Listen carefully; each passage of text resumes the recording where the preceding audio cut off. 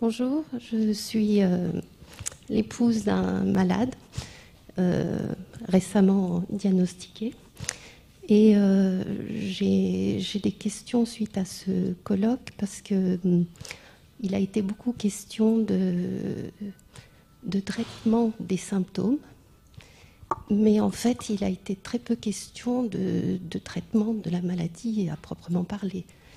Et voilà, comme ce truc nous est tombé sur la tête énorme, j'ai cherché, je me suis renseignée, j'ai trouvé un médicament qui s'appelle la neflamapimod, qui est en essai clinique. Et j'aurais voulu savoir si vous aviez des infos sur ce traitement potentiel. Voilà.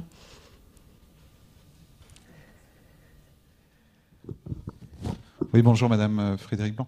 Donc le neflamapimod, effectivement, vient d'être évalué. Alors on dit en phase 2, c'est-à-dire une phase intermédiaire par rapport à sa validation, puisque vous savez sans doute que pour évaluer un traitement, il y a d'abord une phase 1 pour savoir quelle pourrait être la dose supportable. Donc on s'occupe d'abord des effets secondaires, puis après on vérifie bien la dose en phase 2 et on s'assure que tout aille bien. Il se trouve que dans la phase 2, ils ont découvert qu'il y avait un bénéfice pour les patients, notamment du point de vue cognitif. Et donc là, ils préparent une phase 3.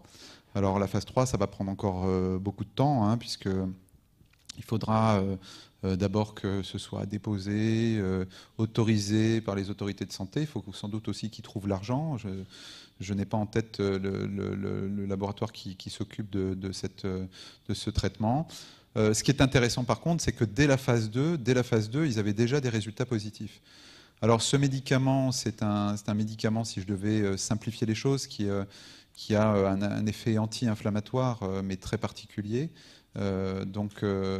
Et c'est intéressant parce que toutes les maladies neuroévolutives, y compris la maladie à corps de Lévy, sont des maladies qui ont une part inflammatoire. Et nous, on a tous l'expérience, cliniciens, mais j'imagine pour les aidants qui ont déjà vécu ça, de patients qui vont accélérer leur maladie lorsqu'ils vont faire un épisode inflammatoire, une infection pulmonaire, une infection urinaire, parce qu'en fait, cette inflammation n'est pas que au niveau de l'organe où ça peut apparaître, la vessie ou ailleurs, mais va aller jusqu'au cerveau et probablement dans les neurones aussi en périphérie qui sont atteints et qui sont porteurs de ces fameux corps de Lévy. Et donc tout ça est responsable de processus complexes, dont une part inflammatoire, et qui est probablement combattu avec ce médicament. Mais attention, ça n'est qu'une phase 2, donc ça ne démontre pas l'efficacité du médicament. Le médicament, on pourra considérer qu'il sera efficace qu'une fois qu'il aura été validé en phase 3. Donc il y a encore au moins 3 ans avant qu'on puisse imaginer utiliser ce type de médicament, si tout va bien. Si tout va bien. Et vous savez s'il y a d'autres médicaments qui sont... Alors, notre collègue en a parlé, le zonisamide, qui améliorait les aspects physiques en association avec la levodopa. Il y a d'autres médicaments qui sont à l'essai actuellement, mais peu de médicaments globalement. Je dirais que malheureusement, il y a environ 15 fois moins de médicaments à l'essai dans la maladie à corps de Lévy que dans la maladie d'Alzheimer, par exemple. Donc c'est très problématique. Et c'est très problématique parce que ce soit la maladie de Parkinson ou la maladie d'Alzheimer, on va pouvoir un jour découvrir des médicaments qui, sans doute, pourraient être efficaces, mais seront-ils efficaces dans la maladie à corps de Lévy? On n'en sait rien. Donc il y a un vrai manque d'intérêt de l'industrie pharmaceutique, mais aussi des laboratoires de recherche pour développer des nouveaux médicaments dans la maladie à corps de Lévy. Alors nous, on s'y emploie avec ma collègue, le professeur Paquet, avec d'autres, à l'international, notamment le professeur Yann Makis, le professeur Dagarsland, le professeur O'Brien. Donc tous, on insiste auprès des laboratoires pour qu'il y ait plus d'essais thérapeutiques dans cette maladie. Mais la réalité est qu'on n'est pas à un niveau, je dirais, suffisant d'essais thérapeutiques pour espérer découvrir quelque chose de particulièrement intéressant. Juste en termes de méthodologie, il n'y a pas juste un désintérêt des laboratoires. Si on veut faire un essai thérapeutique dans la maladie à corps de Lévy, il faut savoir quels symptômes on va cibler. Et vous l'avez entendu, il y a beaucoup de symptômes. il y a beaucoup de modes d'entrée différents. Donc, quels symptômes allons-nous cibler pour quels résultats? Ça veut dire qu'on va sous-sélectionner des patients.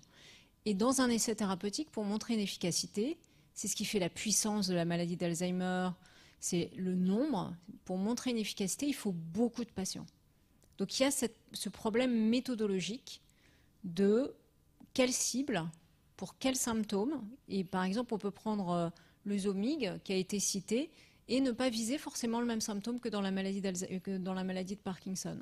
Donc la méthodologie est très complexe et c'est pour ça, par exemple, le médicament anti-inflammatoire, pour parler simplement, a déjà été testé dans la maladie d'Alzheimer, avait des résultats assez favorables en phase 2, mais sont complètement négatifs en phase 3. Donc cette molécule, elle est prête.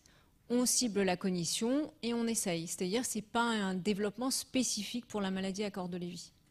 Donc méthodologiquement, oui, il y aura moins d'intérêt, je ne parle pas des laboratoires académiques, des laboratoires d'industrie pharmaceutique, parce que même l'efficacité va être plus difficile à montrer puisqu'il y a moins de patients.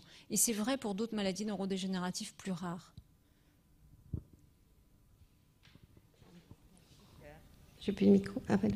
Mais par rapport à ce que vous dites là, justement, ma question était aussi, j'ai l'impression qu'on s'attache à traiter des symptômes et je voulais questionner sur est-ce qu'on ne peut pas s'attaquer au cœur du problème, puisque vous avez dit, en fait, au départ, les neurones ne sont pas morts, c'est juste cette transmission. En médecine, 90% des médicaments s'attaquent aux symptômes. Qu'est-ce qu'on guérit?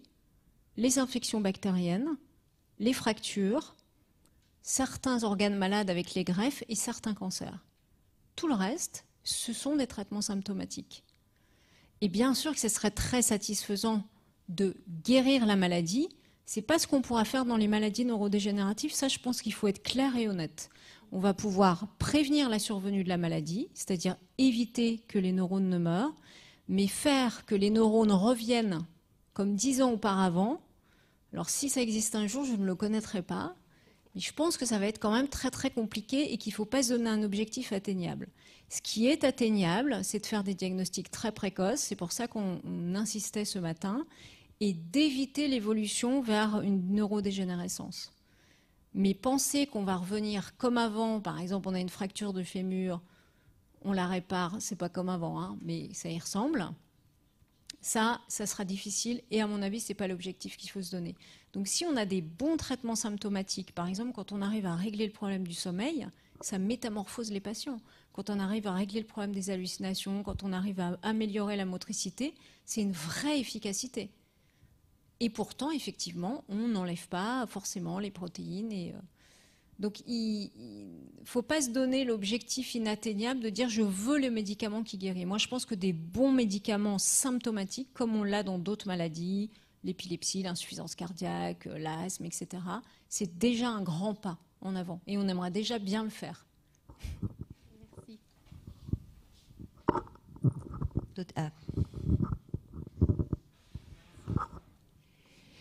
Mon mari a été diagnostiqué MCL par la Salpêtrière il y a environ 2 ou 3 ans. Son métier était ingénieur en fonderie il y a 40 ans. Et à l'époque, on ne portait pas de protection pour aller dans les usines. On respirait des fumées, des gaz toxiques, des produits très agressifs.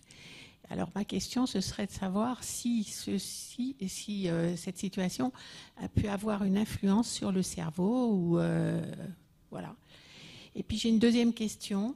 Moi, je me demande vers quoi je vais dans 5 ans, dans 7 ans. Quel va être à quoi dois-je m'attendre? Parce que je ne pense pas qu'on meurt de maladie à corps de Lévy, mais vers quoi on va, on n'est pas tellement informé. Voilà. Merci.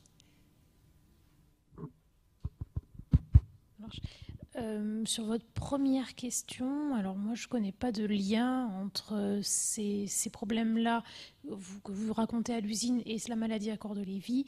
Il y a eu des liens avec des pesticides et la maladie de Parkinson, ça a été rapporté, mais je ne crois pas, je ne sais pas si Frédéric ou Claire, vous avez d'autres informations, mais moi je ne crois pas qu'il y ait de lien vraiment avec ça, enfin en tout cas pas que je connaisse.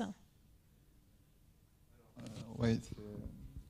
Donc, par rapport au toxique dans la maladie à corps de Lévy, très peu de données de la littérature, malheureusement. Là encore, on manque un peu de données. Mais nous, tout ce que je peux vous dire, c'est qu'on a fait une étude récente, qui était une étude préalable, où on a recherché justement les présences de toxiques dans le liquide céphalorachidien, donc dans les ponctions lombaires, grâce à une collaboration avec des collègues de l'Institut de biologie moléculaire des plantes de Strasbourg. Oui, donc on peut faire des collaborations originales pour découvrir des choses originales. Et donc le docteur Arnaud Agen de ICUB a montré que chez les patients atteints de maladie à corps de Lévy, vous aviez plus de phtalates que chez les patients atteints de maladie Alzheimer. Donc c'est une étude préliminaire sur une quinzaine de patients dans chaque groupe. C'était statistiquement significatif.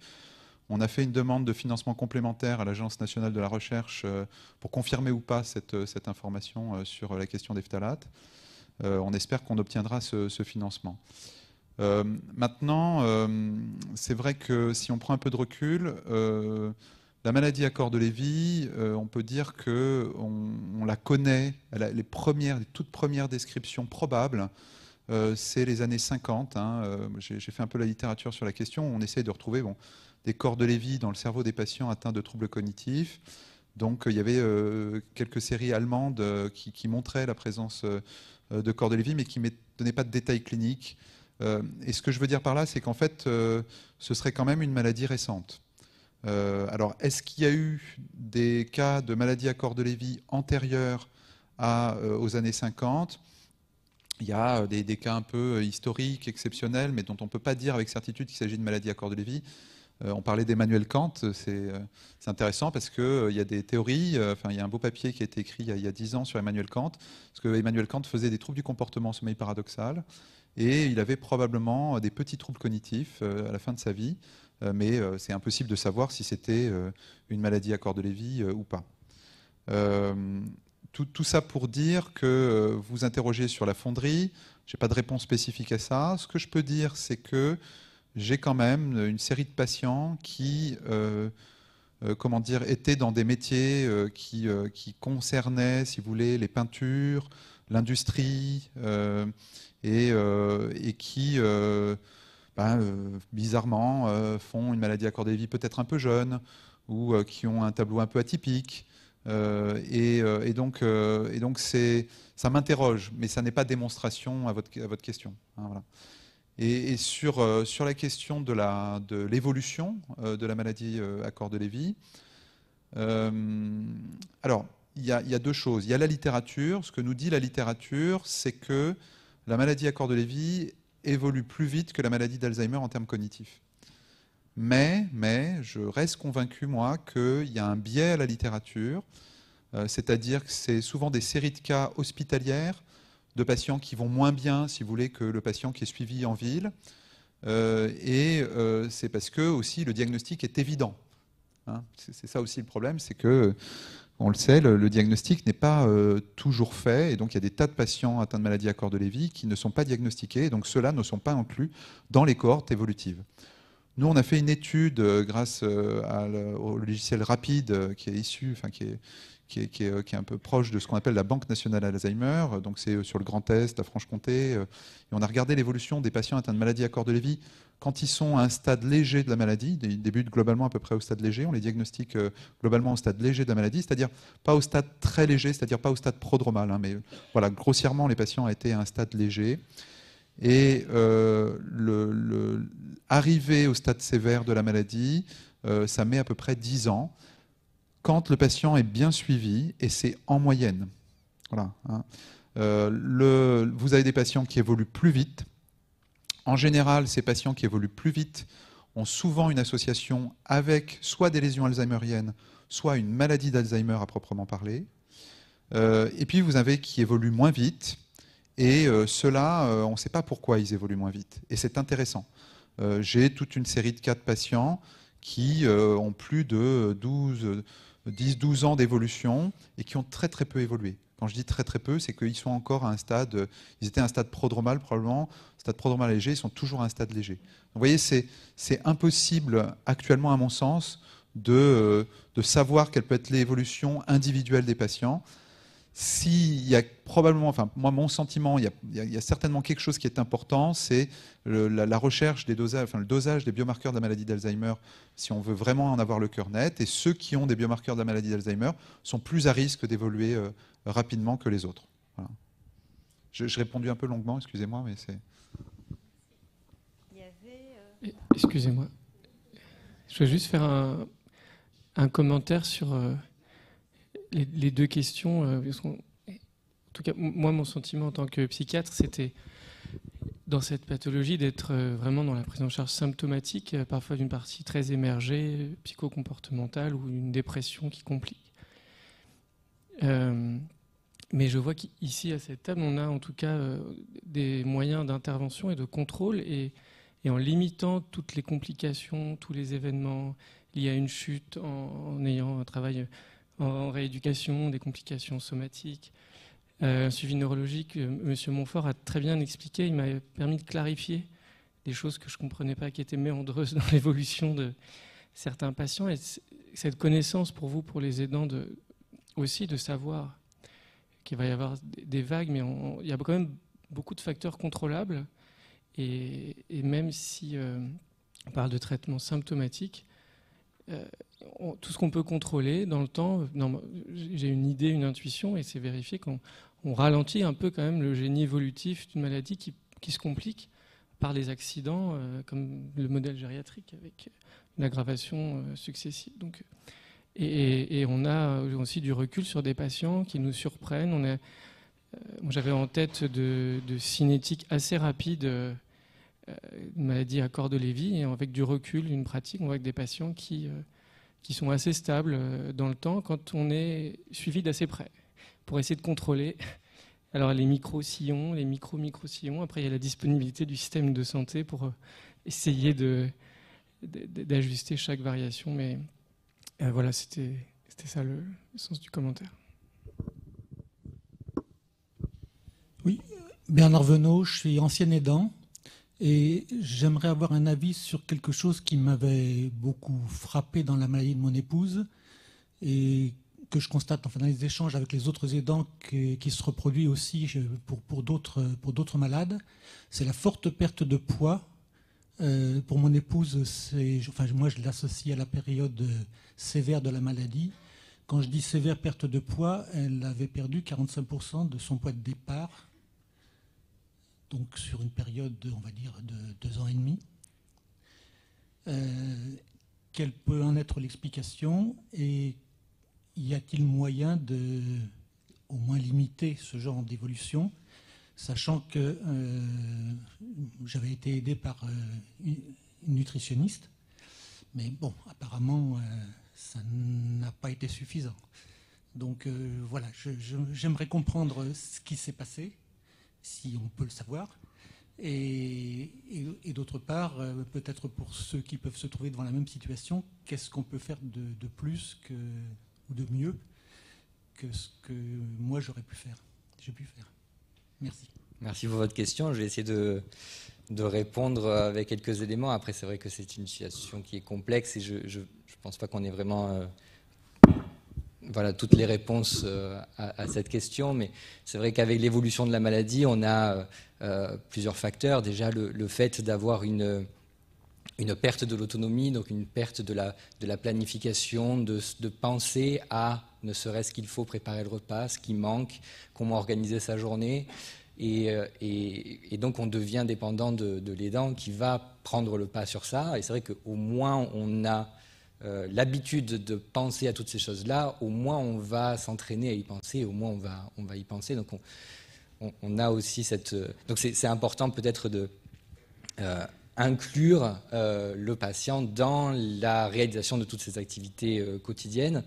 Et donc la maladie fait qu'avec le temps qui passe, ou même dès le début, on a une modification comportementale avec ce qu'on appelle une apathie, une perte d'envie de faire les choses, une perte des plaisirs, parce que la dopamine, c'est l'hormone du plaisir, et quand on en sécrète moins, forcément, on a moins de retours positifs de nos expériences. Et l'alimentation peut faire partie de ces problématiques-là. On a moins plaisir à ce qu'on va manger. Il y a un symptôme qui est important, qui fait partie des symptômes prémoteurs de la maladie, qui est l'hyposmie, c'est-à-dire la perte de l'odorat, en tout cas la diminution nette de l'odorat.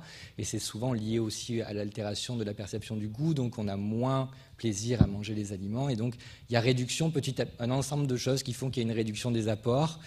Et puis, comme on est plus lent, qu'il y a une sphère oropharyngée qui permet une déglutition sur le plan moteur. Simplement, on déglutit plus lentement, on mastique plus lentement. On a besoin parfois d'adapter la texture du plateau repas et donc passer d'un plateau avec un repas très enrichi et avec des morceaux et des plats élaborés à des plateaux mixés et de l'eau gélifiée. Forcément, ça donne moins envie, donc on réduit petit à petit les apports alimentaires. Alors, comme vous dites, bien sûr, il y a des solutions qui peuvent pallier au moins temporairement à tout ça. C'est l'évaluation par la diététicienne, les entraînements par l'orthophoniste, et donc des compléments alimentaires et des entraînements à la déglutition et à la mastication. Mais voilà, on est dans un système où effectivement on perd du poids petit à petit parce qu'on a moins d'apports, on a moins de plaisir. Et puis c'est sûr que la perte du poids va entraîner une faiblesse musculaire et favoriser la posture de... Tenir debout, ça va être plus compliqué, les chutes vont être plus fréquentes et on entre dans un cercle vicieux. Donc mettre dès le départ, essayer de faire de la motivation autour de l'alimentation, de la prise en charge de l'alimentation très tôt pour essayer de stabiliser le plus possible le poids, me semble important, mais ce n'est pas toujours évident à réaliser au quotidien. Je vais ajouter aussi la perte du rythme du sommeil et de la veille. Avec les moments de baisse de vigilance, ça a un retentissement aussi sur l'appétit, avec des patients qui se réveillent de micro-somnolence, où ils sont confus, ils n'arrivent pas à manger, et puis voilà. Donc en fait, tous les symptômes peuvent être pourvoyeurs de perte d'appétit ou de troubles de l'alimentation. Et puis on n'a pas parlé de certains médicaments aussi.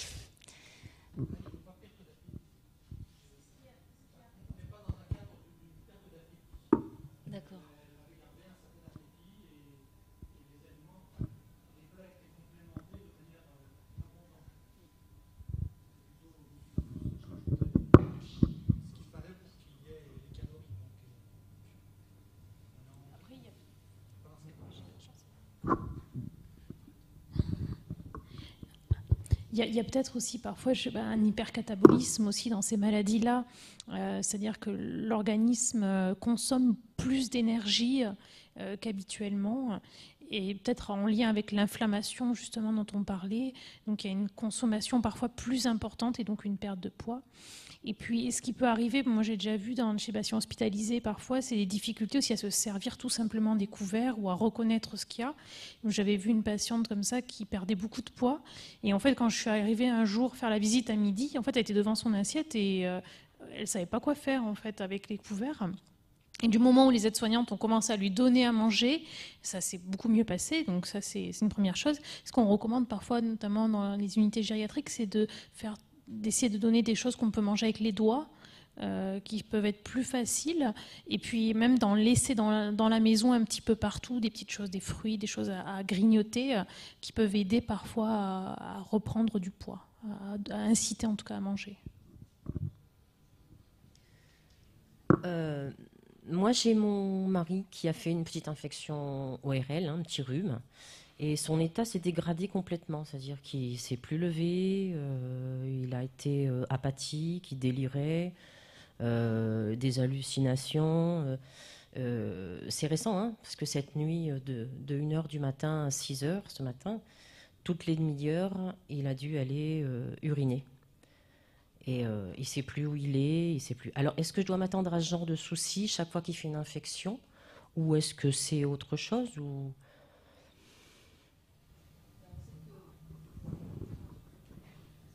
C'est bon ? Ouais. Le moindre événement organique, environnemental, etc., perturbe le pseudo-équilibre que le patient peut avoir. Une infection, et peut-être il y en a une autre derrière. Si vous dites qu'il va uriner toutes les demi-heures, il faut quand même aller vérifier qu'il n'y ait pas une autre infection urinaire. Le patient a beaucoup de mal à analyser ce qu'il vit, ce qu'il ressent. Il n'a pas la possibilité de l'analyser. Donc c'est difficile d'exprimer le symptôme organique qu'il peut avoir et qui peut se greffer aussi sur une fragilité nutritionnelle, etc., dans le cadre de cette maladie à Cordes-Lévy. Mais chaque événement peut être source d'un déséquilibre, c'est certain. Ouais. Et il faut faire un bilan organique quand même. Inversement, lorsqu'on voit un déséquilibre, il faut quand même rechercher, voir s'il n'y a pas derrière une infection sous-jacente qui ne serait pas forcément visible de l'extérieur. Est-ce que c'est réversible ou, enfin, je veux dire, parce que là, il est dans un lié état... à une infection, le fait de traiter l'infection, tout ce qu'elle génère comme mal-être pour le patient. On peut espérer qu'une infection comme ça, je sais pas, une infection urinaire ou quelque chose comme ça, une fois qu'elle est traitée, le syndrome infectieux régresse, il retrouve l'appétit, un meilleur état général, et du coup, il y a une réversibilité des symptômes qui étaient liés à un mal-être organique, en fait. Voilà.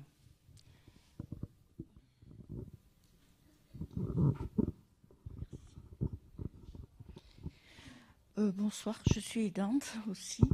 Je voudrais poser une question parce que j'entends parler de malades bien suivis. Qu'est-ce que ça veut dire exactement? Parce que nous, on s'est adressé à un neurologue à Toulouse parce qu'on habite la région là-bas. On le voit tous les 8 mois à peu près. Est-ce que c'est suffisant? Ensuite, j'entends parler de dopamine qui peut avoir des effets aussi délétères. Donc, est-ce qu'il faut faire confiance? Est-ce qu'il faut aller plus loin? Voilà ma question. Sur la fréquence des rendez-vous, je pense qu'on est tous un peu confrontés au manque en fait, de médecins pour arriver à avoir un suivi plus rapproché. Donc en général, effectivement, on essaie de faire un suivi au moins 2 fois par an. Je pense que c'est la pratique un peu de tout le monde. Mais c'est vrai que dans certains cas, ça serait idéal de pouvoir faire plus que ça, en fait. Mais après, ça dépend de chaque personne. Parce que si les patients sont stables, c'est peut-être pas nécessaire de faire plus. Par contre, au moment où effectivement il y a des aggravations, c'est bien de pouvoir avoir la disponibilité d'un médecin. Et c'est vrai que je pense qu'on est surtout un peu confronté au manque de personnel médical, en fait. Et donc, c'est ce que disait mon collègue, ça serait bien d'avoir peut-être des intermédiaires, peut-être des infirmières qui soient vraiment formées à cette maladie, comme ça se fait maintenant dans d'autres maladies neurologiques, comme la sclérose en plaques ou la maladie de Parkinson, ça commence à se faire. Des infirmières qui sont vraiment formées à ça et qui peuvent prendre le relais au moment où il y a des aggravations, quitte après à aller solliciter le médecin pour dire je ne peux pas gérer toute seule, il faut que le médecin vienne gérer. Mais ça serait peut-être une bonne chose, je pense, d'essayer de mettre ça en place. Et je ne sais plus votre deuxième question. Sur les traitements par dopamine, moi je pense que vous avez un neurologue qui vous suit, je pense qu'il faut faire confiance à ce qu'il vous dit. La dopamine, on l'utilise quand même dans cette maladie à Cordes-Lévy, elle est utile sur les symptômes moteurs, elle est quand même efficace. Après, elle peut avoir des effets secondaires, c'est vrai, mais on le surveille. En général, les médecins qui prescrivent ces médicaments, ils savent faire attention aux effets secondaires. Donc je pense qu'il faut faire confiance à votre médecin. Et après, il faut bien sûr lui rapporter, si vous voyez des effets secondaires, il faut lui en parler tout de suite et lui demander si ça peut être la cause du médicament.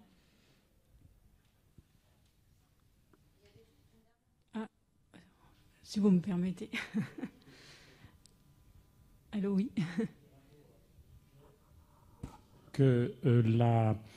Sur notre site internet, on a fait une petite fiche de recueil de symptômes en liaison avec nos neurologues du comité scientifique, qui permet aux patients, à l'aidant, de recueillir les symptômes sur une période donnée et en consultation de les donner, ou même les donner avant la consultation, si possible par mail, de façon à ce que on puisse suivre le patient dans le temps, même si c'est un peu hors consultation, quoi. Ça permet d'avoir un suivi dans le temps.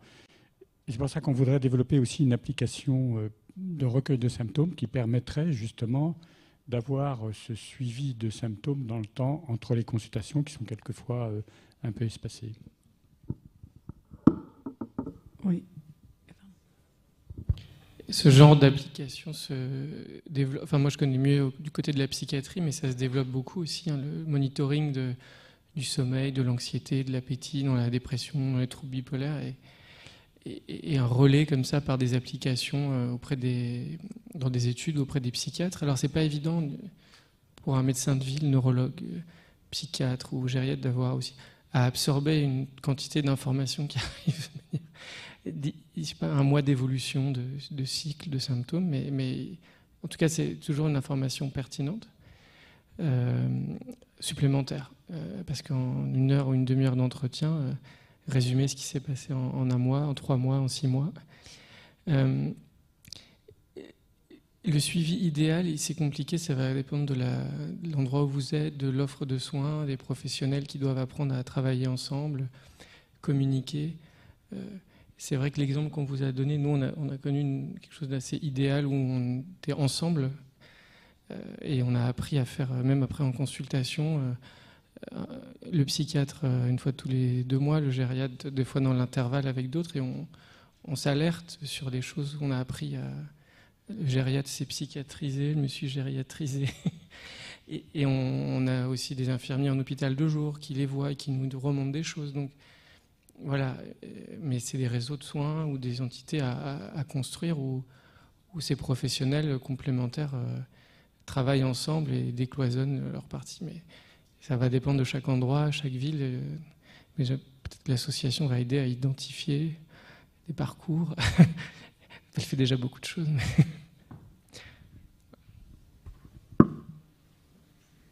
Oui, c'est vrai que c'est assez essentiel. Hein. Moi, j'ai l'expérience avec ma maman qui, effectivement, souffre de cette maladie. Et c'est vrai qu'il y a le suivi, j'ai envie de dire, au long cours qui est déjà différent selon là où on habite et où on a la chance d'avoir effectivement des professionnels qui, en plus, travaillent comme vous, ce qui est très rare en interdisciplinarité. Et ce qui est plus difficile aussi, c'est les gestions de crise avec le renforcement du sentiment de culpabilité quand il faut faire appel au service des urgences, qui en plus sont un peu, en période Covid encore pire, étaient dans une situation où on ne rentre pas, on ne sait pas ce qui s'y passe, on ne sait pas quels traitements sont donnés. Donc il y a vraiment en France à se soucier de ce parcours de soins et pas seulement effectivement du diagnostic, qui est déjà un des gros soucis, mais ensuite pour les aidants et pour les malades d'arriver à ce qu'on ait sur l'ensemble du territoire, ce qui serait merveilleux, avoir cette interdisciplinarité et ce suivi régulier des patients. Moi, j'avais juste une question qui sort un peu peut-être de tout ce qui a été dit, mais on a parlé des symptômes, des traitements, et puis je me posais la question finalement des causes. Vous avez parlé, alors j'imagine que si on avait un médicament qui règle le problème et qui guérisse cette maladie, on serait très heureux, mais où en est la recherche? Alors, ce n'est pas l'objet d'une discussion en fin d'après-midi, mais vous avez évoqué le fait que, par exemple, c'est juste, je lance la question comme ça, il y avait... une origine qui était peut-être plus en lien avec l'intestin. J'ai entendu ça, alors j'ai pas tout compris, hein, mais en lien avec l'intestin, parce que ça remontait plus vite au cerveau. Enfin bref, je résume mal. Et je voulais savoir s'il y avait des recherches, notamment sur tout ce qui était microbiote, tout ça, parce que j'en entends parler. Voilà.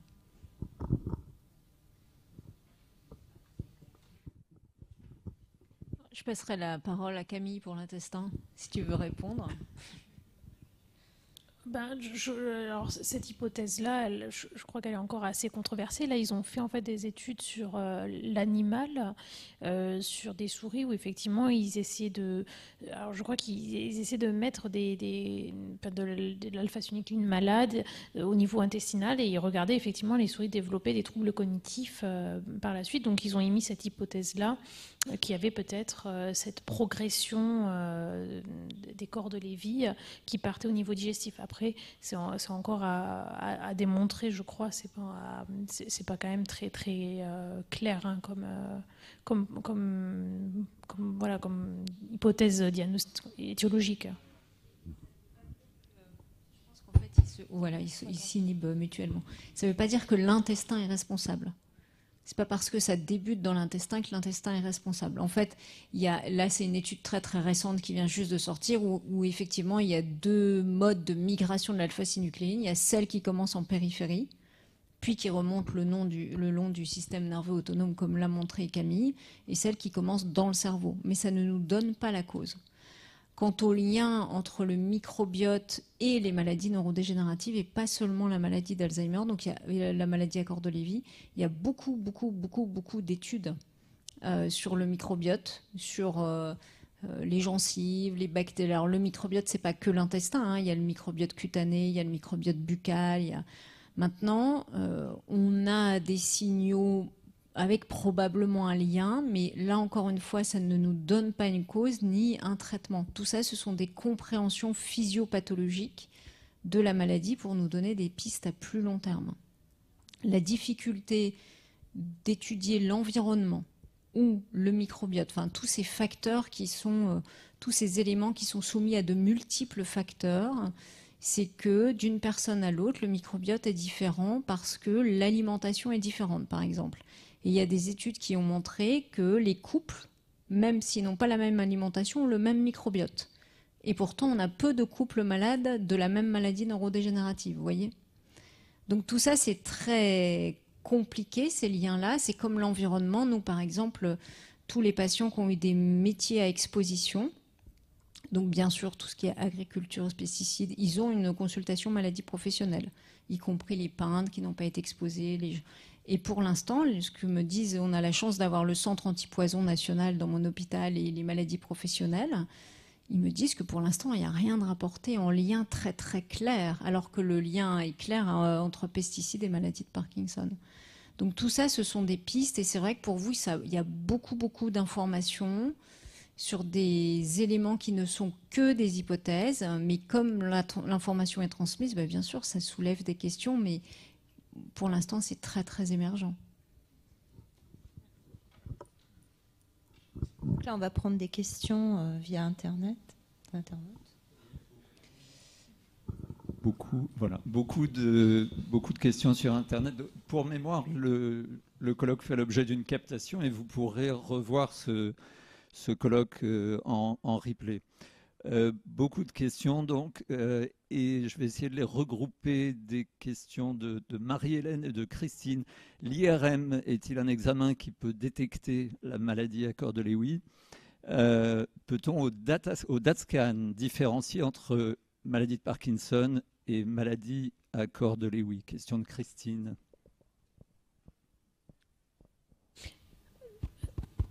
C'est bon, oui.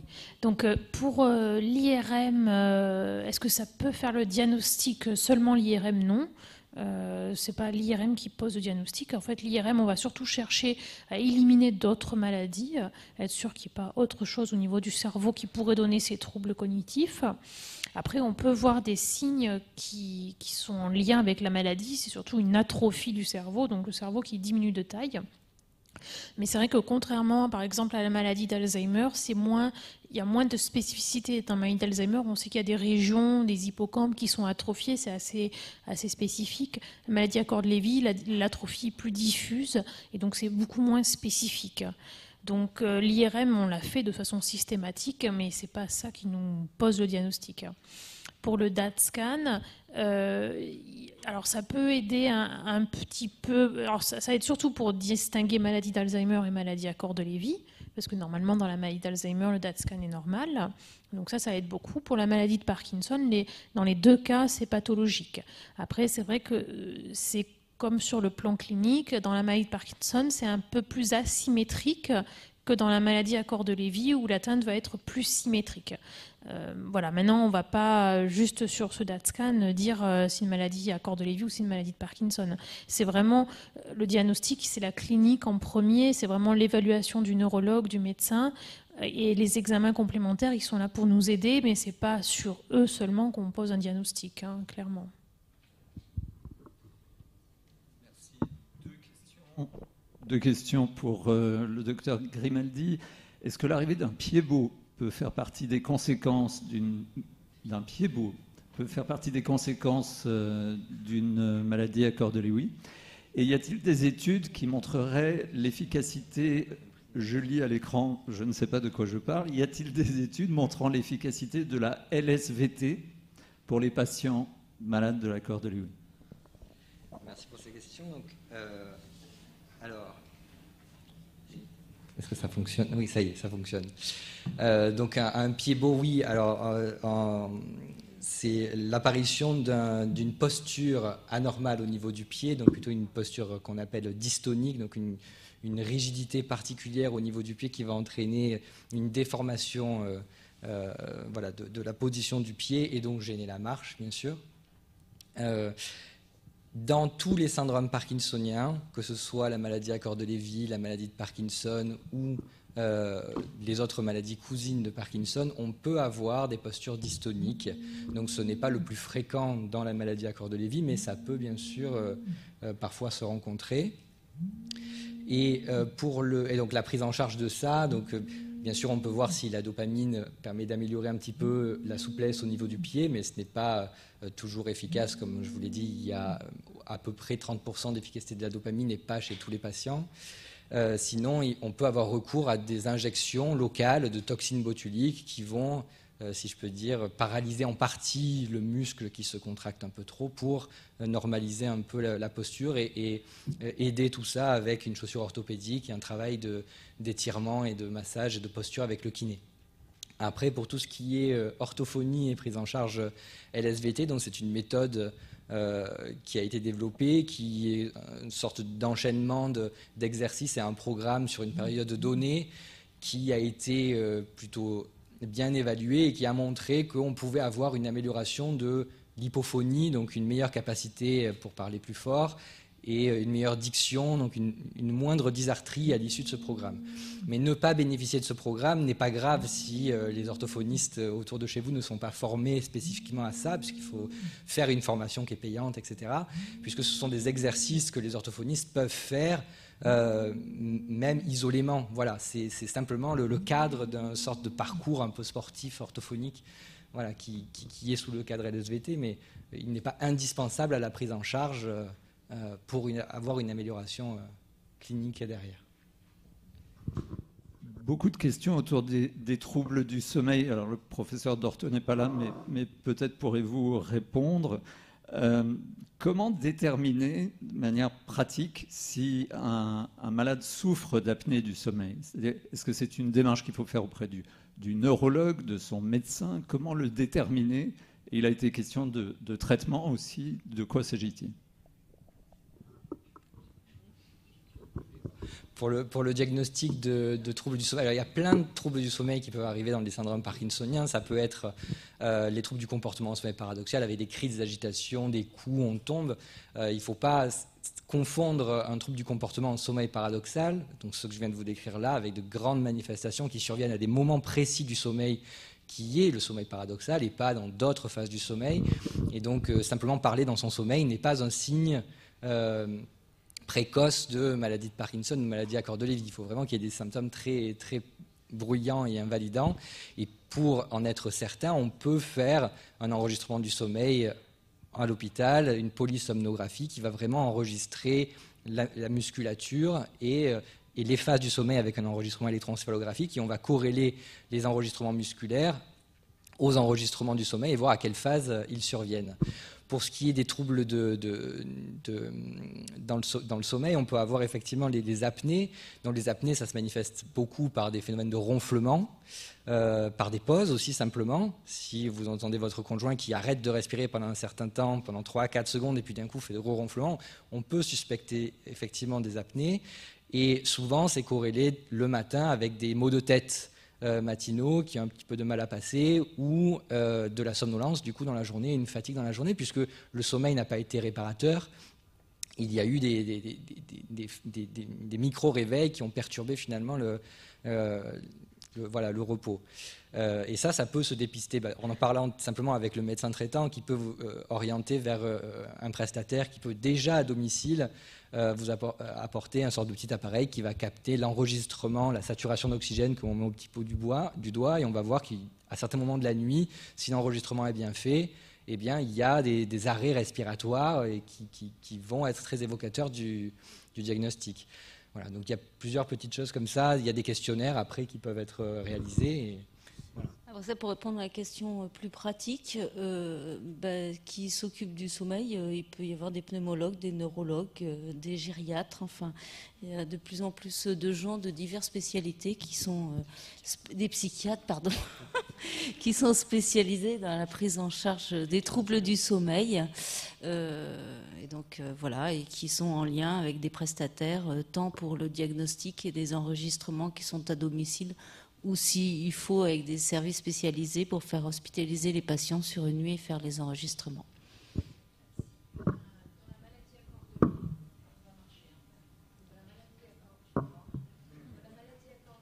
Si on veut faire un diagnostic précis, autant d'emblée faire un enregistrement à l'hôpital avec l'enregistrement musculaire, l'électroencéphalogramme, la vidéo, etc.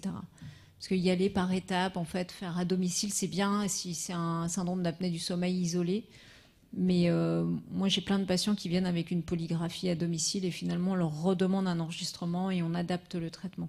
Donc, je pense que s'il y a une maladie à corde de Lévy ou une maladie extra-pyramidale, c'est mieux de faire un enregistrement directement à l'hôpital. On a toutes les informations qu'on souhaite tout de suite. Justement, on avait une question où on demandait est-ce qu'il faut faire une polysomnographie sachant qu'il n'y a pas de signes de troubles du sommeil?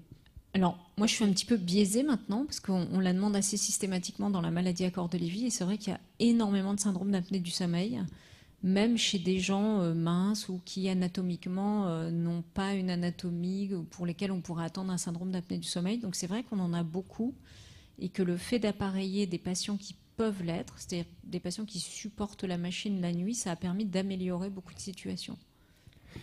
Si vous permettez un commentaire, c'est intéressant Enfin, moi, je parlerais des délais aussi de pouvoir pour un rendez-vous pour une polysomnographie, voire vidéo à l'hôpital. Et c'est vrai que pour avoir parlé avec des somnologues, même cardio, pneumo, la polygraphie accessible en ville, si on peut diagnostiquer une apnée 3 mois ou 6 mois plus tôt et appareillé alors que le circuit du diagnostic de la DCL est plus long. Donc voilà, il y a l'enjeu de diagnostic de la DCL, mais l'apnée du sommeil qui est assez étendue en termes de prévalence. C'est peut-être pas se priver de la polygraphie si elle est accessible rapidement, si elle permet de poser le diagnostic d'apnée en tout cas. Après, il y a une question de qualité à domicile quand même. Enfin, moi, j'ai eu plusieurs patients pour qui on a dit il n'y a pas de SAS et en fait, quand on l'a fait à l'hôpital dans de meilleures conditions, mais c'est vrai qu'il y a un vrai délai. Hein. Nous, on est un petit peu biaisés parce qu'on a un circuit particulier. Il y a un vrai délai puisque c'est une nuit à l'hôpital, donc ça prend un lit, donc c'est un patient par lit, voilà. Donc ça prend beaucoup de place, effectivement. Ça prend beaucoup de temps. Plusieurs questions pour Emmanuel Montfort. Quel questionnaire avez-vous utilisé pour évaluer la culpabilité des aidants? Comment accéder à ce questionnaire? C'est un questionnaire. Que je ne dise pas de bêtises. Donc, c'est un questionnaire qui initialement a été utilisé. Alors, tout ça, ça s'inscrit dans une série de travaux. La question de la culpabilité chez les aidants, elle est assez présente dans la littérature maintenant. C'est un questionnaire, celui que j'ai pris, il vient d'un travail de doctorat qui a été fait par une psychologue québécoise qui s'appelle Mélanie Belzile-Lavoie, et donc a fait un très joli travail de thèse sur le stress des aidants, pas de malades à corde de Lévy, mais de malades d'Alzheimer. Sa thèse est accessible en ligne sur le site de l'Université Laval à Québec. Mais autrement, vous m'écrivez, vous trouverez mon adresse email sur le site de l'Université Grenoble-Alpes et je vous enverrai toutes les informations. Concernant les aidants, toujours, question de Catherine, est-il possible, chaque malade est différent bien sûr, mais est-il possible de garder son malade à domicile jusqu'au bout? Alors je serais bien en peine de répondre. De toute façon, on l'a dit, hein, chaque situation est particulière, en tout cas du point de vue de l'aidant, du point de vue de la responsabilité de l'aidant, enfin s'il y a une responsabilité. On l'a dit là aussi, hein, C'est ce qui était dit tout à l'heure au travers des témoignages. Accompagner un malade, c'est une décision individuelle. Il y a un certain nombre de personnes qui ne s'en sentent pas capables, et c'est comme ça. Et il y en a d'autres qui endossent le rôle d'aidant et qui y trouvent un moyen de valoriser. Ça a été dit aussi, des choses, ça a été dit tout à l'heure. Ça existe. Tout existe. Voilà. Donc je pense que c'est difficile d'être définitif, mais Monsieur de Linares... Oui, je veux dire la même chose. Hein. C'est-à-dire que, en fait, chaque cas est un cas particulier et il y a des situations qui sont très différentes, très complexes. Ça dépend beaucoup des capacités d'aide à domicile dont peut bénéficier l'aidant. Ça dépend beaucoup de ses capacités financières, il faut dire les choses comme elles sont aussi. Ça dépend beaucoup aussi des établissements qu'il pourrait y avoir et qui peuvent avoir qui pourrait être de grande qualité.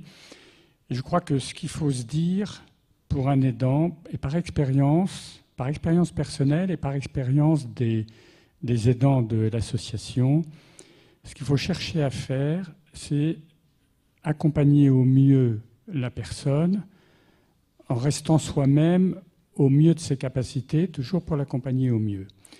Et ça veut dire qu'il ne faut pas se dire qu'il y aura nécessairement une rupture entre l'accompagnement à domicile et un accompagnement dans d'autres circonstances, en établissement par exemple. Et ça s'organise, ça se prépare à l'avance, de façon à ce que s'il doit y avoir transfert de l'accompagnement vers un établissement, ça ne soit pas une rupture, mais que l'aidant puisse continuer à être le proche du malade comme il était à domicile, et peut-être qu'il sera encore mieux accompagnant de son proche parce qu'il n'aura plus les tâches de soignant qui l'occupent au-delà du raisonnable, alors que dans un établissement, il pourra avoir la disponibilité qu'il faut pour accompagner comme un époux, comme un enfant, la personne malade jusqu'au bout.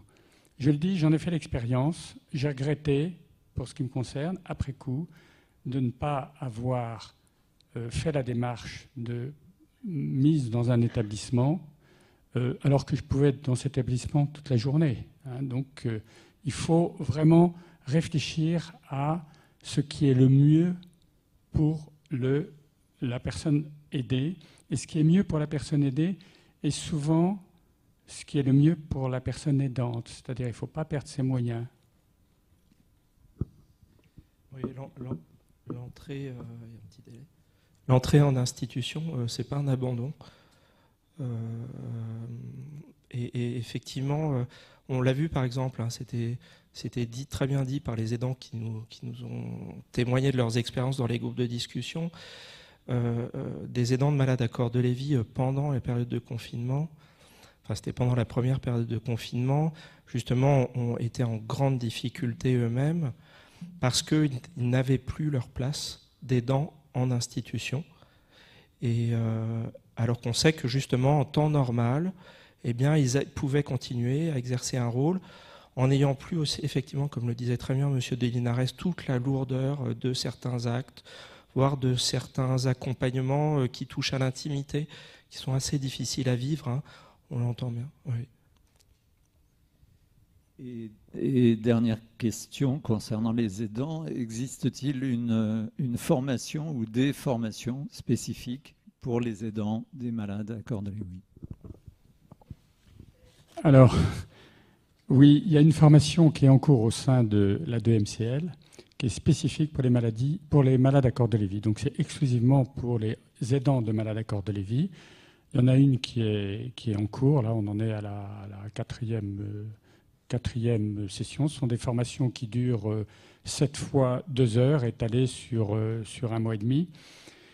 Et cette formation a lieu en ce moment en présentiel à Paris.